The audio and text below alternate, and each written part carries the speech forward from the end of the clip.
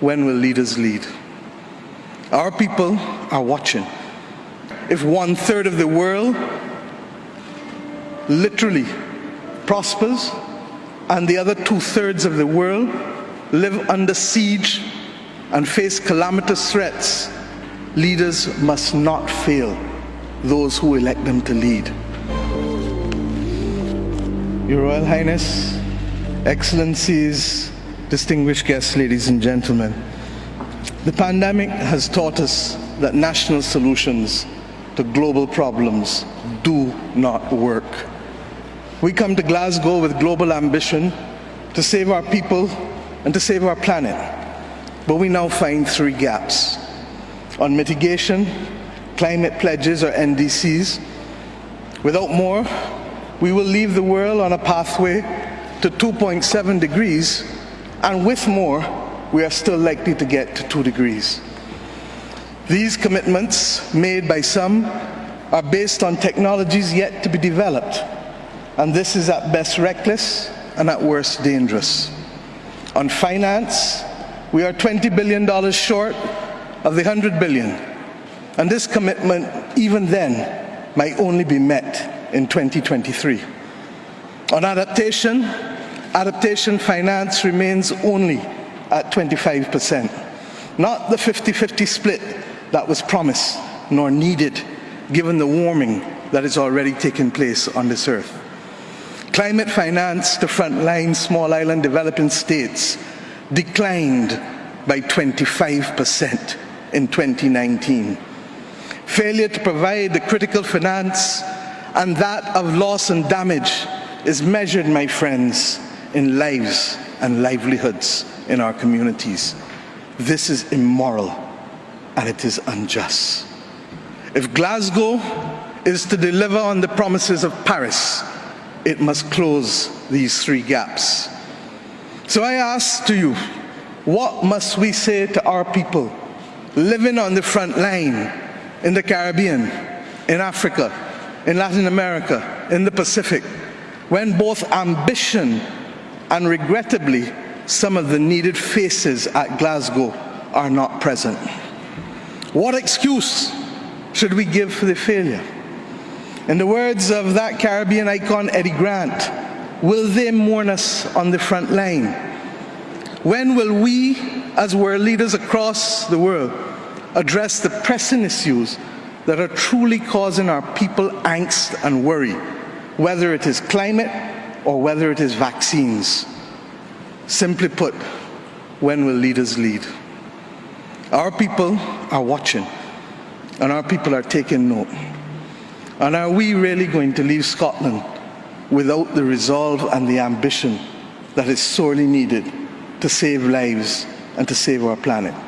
How many more voices and how many more pictures of people must we see on these screens without being able to move?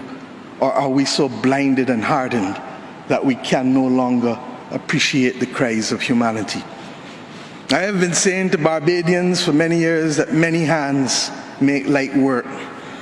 Today, we need the correct mix of voices, ambition, and action. Do some leaders in this world believe that they can survive and thrive on their own? Have they not learned from the pandemic? Can there be peace and prosperity if 1/3 of the world literally prospers and the other 2/3 of the world live under siege and face calamitous threats to our well-being?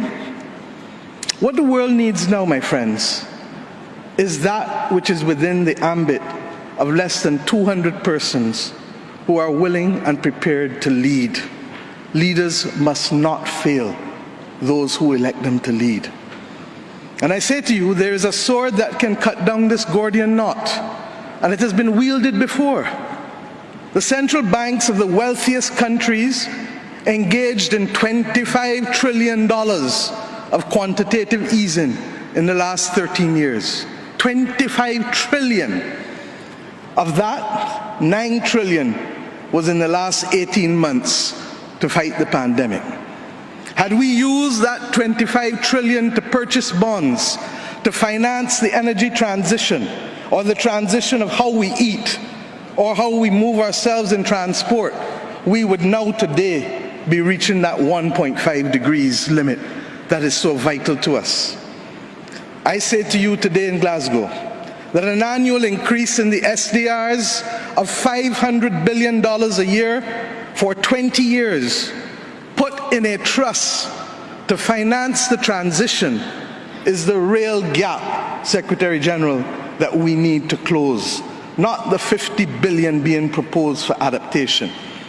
And if 500 billion sounds big to you, guess what? It is just 2% of the 25 trillion. This is the sword we need to wield.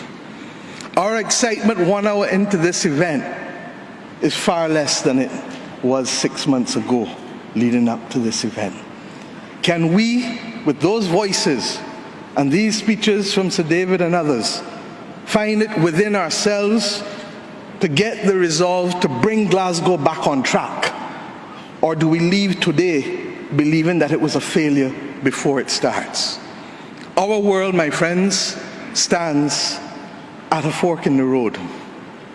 One no less significant than when the United Nations was formed in 1945. But then, the majority of our countries here did not exist. We exist now. The difference is we want to exist 100 years from now. And if our existence is to mean anything, then we must act in the interests of all of our people who are dependent on us. And if we don't, we will allow the path of greed and selfishness to sow the seeds of our common destruction. The leaders of today, not 2030, not 2050, must make this choice.